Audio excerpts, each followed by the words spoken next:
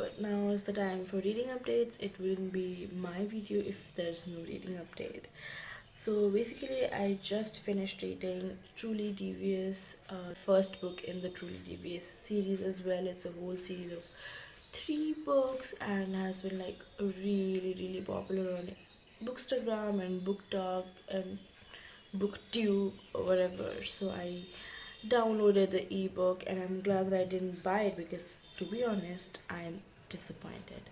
I gave it 2 stars. I was so excited for this book because the premises, the plot was so good, but it promised so much, but it delivered nothing. I know of 4 murders that happened in this book, but by the ending of this book, we solve not a single murder. I understand the author wanted to be a cliffhanger so that the people read next 2 book as well, but that's not how it works. Okay, that's not how it works. If you're writing a series of a mystery thriller, then you have to provide some conclusion to the first book. You have 4 murders here, 4 murders, 3 from 100 years ago and 1 is like recent. Another person goes missing, like basically 5. So you have to solve something from that in the end of the book, okay? Something, some conclusion, or else there will be no point reading that book. So now I'm feeling I shouldn't have read that book.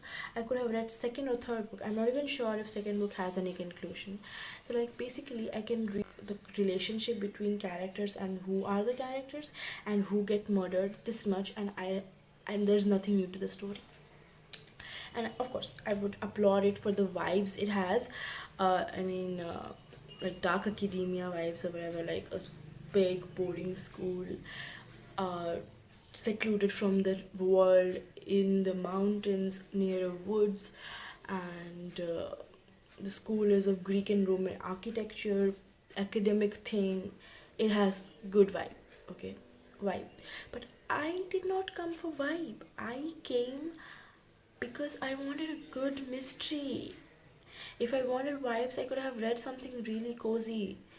Okay, I could have read something else. I came for mystery and I got nothing. But would I read the next 2 books? Yes, I would. Because I got nothing from the first book, right? I want to know what happened. It had such a great potential, but it could not do it. You have basically 5 different things that you have to resolve and resolved. Not a single thing. Not a single thing. That's not how series works. And she said it like these 3 books could have been 1 book. Like it has too much of work that does not add to the story. It has potential, but they like stretched out the whole series. It could have been 1 book. So I had so many questions, and in first book we get answer to nothing, which is very disappointing. Okay, that was my rant for the book.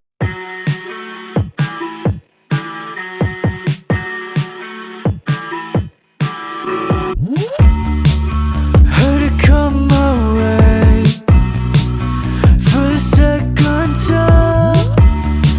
Tell you to take a rest until we fall right back.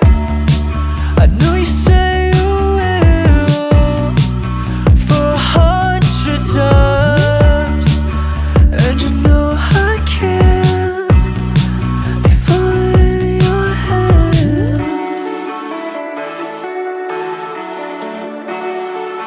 Falling in your hands.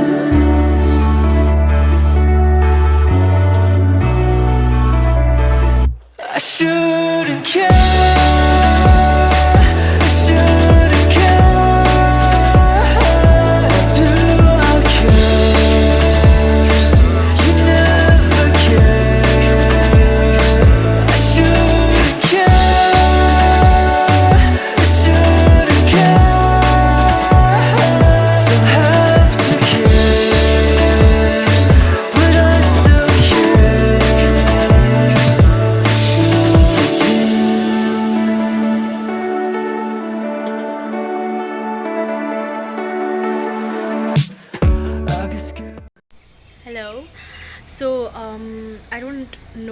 remember that in 2021 I unboxed a book in front of you, which was Anna Karenina by Leo Tolstoy. My exams arrived, so I couldn't complete it.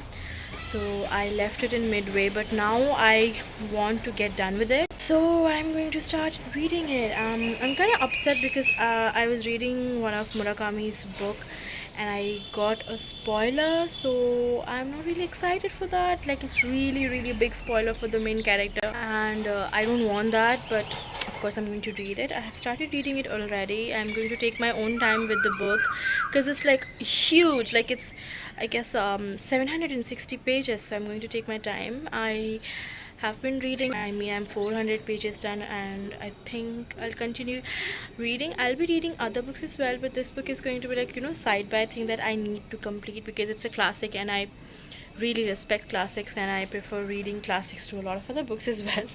So yeah, we are going to do that. I'm sorry for all of the noises, but it's like nature, and I love it, right? So yeah, that's the update.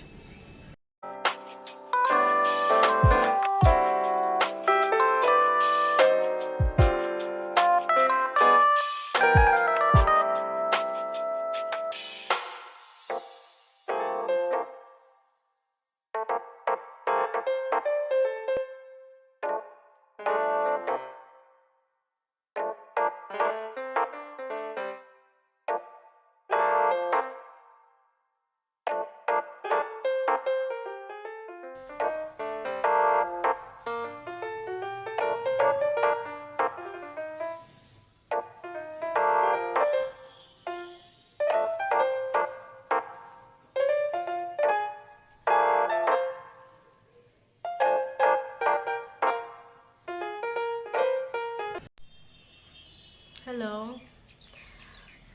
Um, I was crying like just an hour ago, like crying really bad. I've been crying since yesterday. I don't know if you can tell from my eyes. You can't tell it on camera, I guess. I've been crying, and for the reason is that I don't know if I've told you or not, but I think I've told this that I do not create videos for a monetary purpose or to gain a lot of views or something like that. I started making videos because I wanted to channelize my creative energy. I wanted a creative outlet, and just because I was super duper interested in filmography and editing, and I was learning through that. I've been doing so since I was 14 years old, and I finally uploaded my first ever video when I was like 18. So it was a big deal for me, but it was never for monetary purpose or views or whatever. I said it earlier, but it's been like few days when you create like videos and you give your 100% to it. You give like a part of your soul into it, and like my videos. Okay, I must okay. So you kind of end up expecting something out of it, and I fell into that as well. I started with expecting nothing, but then I started expecting views and likes and comments because I'm merely a human, and I start expecting things when I put in efforts, when I put in myself into it, and I was not getting that. Because and then I started comparing myself with other YouTubers who are like merely beginners and who are not producing the content as I produce, not consistently, not good as I do.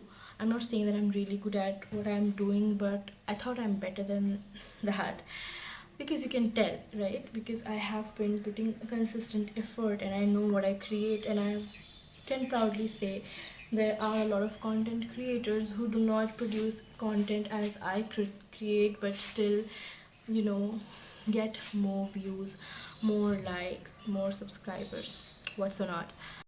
I started comparing myself, and then I thought like I'm losing my purpose. That's not why I created my YouTube channel. I repressed my feelings for like really long time because I thought like if I finally come across them and face them, I will acknowledge the fact that I'm failing my purpose, which I do not want to do at any cost. Because all my life I have always been running behind numbers like good grades, good marks in class, position in competitions, position in public speaking, position in every single thing. I wanted number one, the top positions always. Even if I did not achieve them, I wanted them always. That was a never ending race for me, and I finally did YouTube without getting much expectation into it. But now I feel that okay, it is catching up to me, and I was suppressing that feeling. But just a few days ago, I was watching some video on some channel, and that guy has like 600 no 700k subscribers,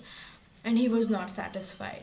He was not satisfied with his subscriber numbers. He was not so satisfied with his views. Whereas, according to his subscribers and views, the ratio is quite good. Like another YouTuber who has 2.1 million subscribers, he was not satisfied. None of them are satisfied with what they have. And I thought, if for like some reason I grow into a big channel or something like that, and what if I'm not satisfied with the number of subscribers I have or the number of views that I get? What if? I would hate it. I have never been satisfied with the numbers that I got in my life with anything. My exams, competitions, or whatever, never satisfied. So when I do something for joy and I'm not satisfied in that as well, I would hate it. I would kill my source of joy. I have like no idea how to do. I started crying. You end up expecting things when you're doing so much for the videos that you create.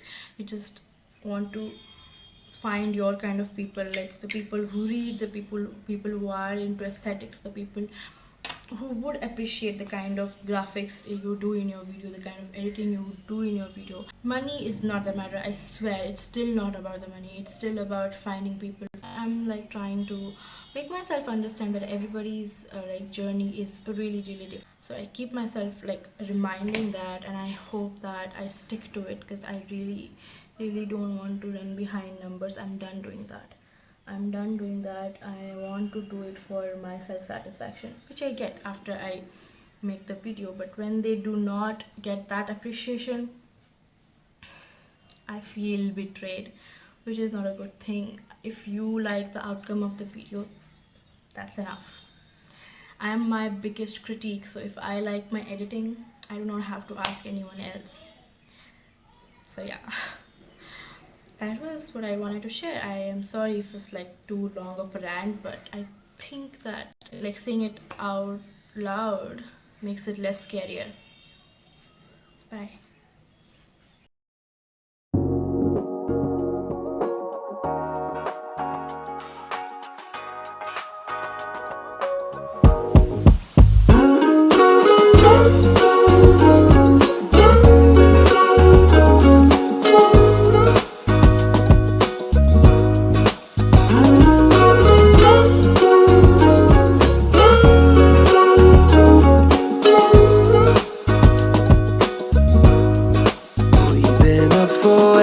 Too long, but I don't wanna come down. Caught up in a long free fall, you got me off of the ground. Sway for a minute, but play move side to side.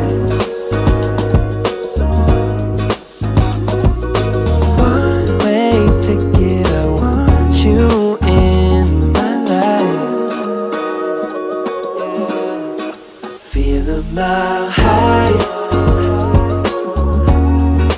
when you're on my side. High up in the sky, cruising through the night.